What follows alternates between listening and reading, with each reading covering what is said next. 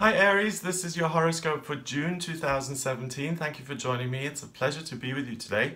Now, the first thing that you'll notice here in June is from the 24th of May going through until the 10th of June, Venus, the planet of love and beauty, is conjunct with Uranus, the planet of rebellion and eccentricity.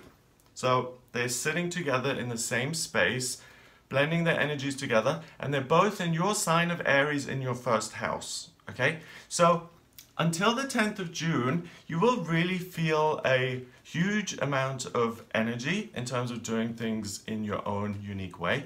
You're not going to be afraid of taking risks, which is really going to help you, especially when it comes to personal relationships.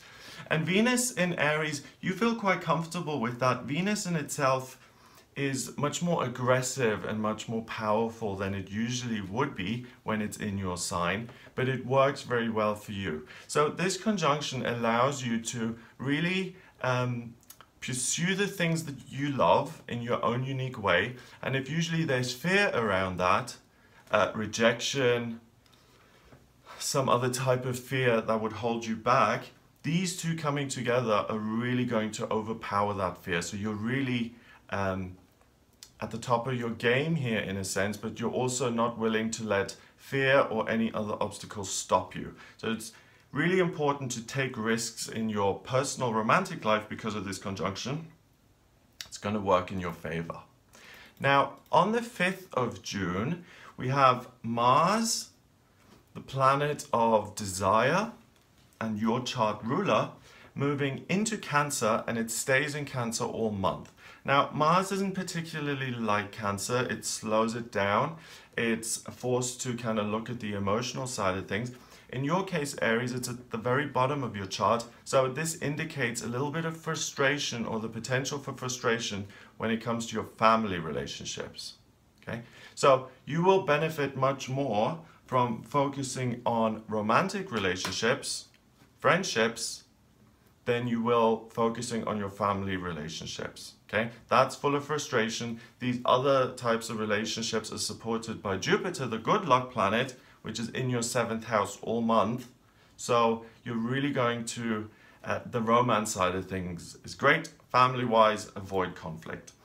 On the 6th of June, we have Venus, the planet of love and beauty, now leaving your sign of Aries, and it goes into Taurus, and it stays in Taurus for the rest of the month. Okay, this works well for you. Venus in Taurus is very sensual, luxurious. She loves beautiful things. She loves physical contact. She loves connection, and everything to do with the kind of physical, more primal aspects of life. Okay, so you, Aries, really are mega empowered here this month when it comes to relationships. One, you're not doubting yourself so much, and really you see a lot of, it's not just that you're more confident than you really are, but you really see you're filled with love more, and you really are able to see the best in other people rather than to focus on the negative. So that's a real blessing here for you this month, to see the best sides of people.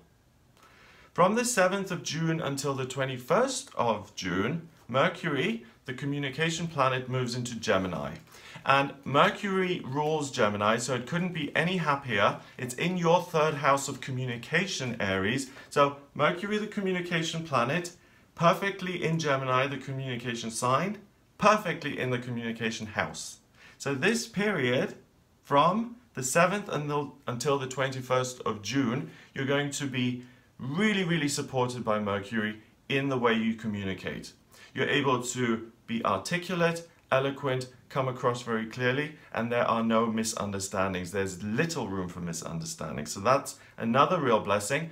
Writers, anyone who's creative, anyone who works in communications, computer programming, IT, where it has to do with information and producing information, all of you guys are really going to be supported by this Mercury. On the 9th of June then, we have the full moon in Sagittarius. And I make separate videos on the full moon and the new moons because they have a lot of energy that is somewhat complicated, and I go into more detail and depth. But as far as you're concerned here on the 9th of June, the full moon in Sagittarius happens in your 9th house of travel, expansion, growth, education. So it's very important for you to to have something going that feels like I'm expanding in some way. So, you know, like either I'm learning something, I've got a goal and I'm improving my skills, or I'm traveling, I'm exploring something new, I'm on an adventure, I'm experiencing things I've never experienced. That kind of thing is really going to give you a real kick during the full moon, so make sure that you give yourself that time and allow yourself to enjoy those kind of experiences. Moving forward until to the 16th of June, until there's an energy here, Neptune goes retrograde on the 16th of June and it stays in retrograde until the 22nd of November. Neptune is the dream planet of aspirations and intuition. It's happily placed in Pisces, and Aries, it's in your 12th house of spirituality. Okay? With Neptune in your 12th house, there's a huge increase in your ability to connect with the unmanifest, to tap into your own intuition, to connect with the spiritual side of life. And when Neptune goes retrograde, it becomes even more sensitive, even more intuitive, because Neptune is passive. It's about receiving things in. It's about being guided by the universe. So because of its passivity, when it goes retrograde, when it appears to be going backwards, it's heightened. It becomes even more receptive. That stays with you all month. So this is now for the Aries who work with the intuition, or who write about emotional subjects, or who use their imagination and the unmanifest and tapping into that whole world to then create something in the here and now. You Aries are going to be blessed this month because you're inspired and you're able to communicate very, very well. You're articulate and you're able to get these wonderful, unique ideas out there. So good for you. Make the most of it. Also on the 16th of June, going through until the 5th of July, we have Mars, your ruler, trining Neptune in Pisces. And a trine is when two planets are 120 degrees apart and they form a harmonious relationship. Okay? So Mars is frustrated in your 4th house. It causes friction when it comes to family matters, but that is trine to that Neptune in Pisces. So rather than connect with, to try and get the sense of a family or community via your actual family, I would suggest that you explore spirituality and building a relationship with a higher power, the universe, God, because that is going to be far more successful for you this month, because the benefits you'll get from that is relaxation, inspiration, and peace. Whereas if you try and get the same thing from actual family members, there's a lot going on there with Mars. It makes people irritable, and what you'd get if you spend loads and loads of time with family, especially if you demand or want something from them, you'll end up feeling irritable and like your needs aren't being met or fulfilled. So avoid that. It's not going to help you. On the 21st of June, all the way through until the 6th of July, we have Mercury, the communication planet, now moving into Cancer, and that happens in your 4th house. So when Mercury was in Gemini in your 3rd, it was much more about communication and it was much more effective. Mercury in Cancer is much more about the emotional side of things, feelings. This is the time now, from the 21st of June onwards, to start connecting with family and to hash out the problems and to start kind of being nurturing and loving towards each other again. So from the 21st of June onwards, you'll find family relationships much easier than you do in the first 3 weeks of June.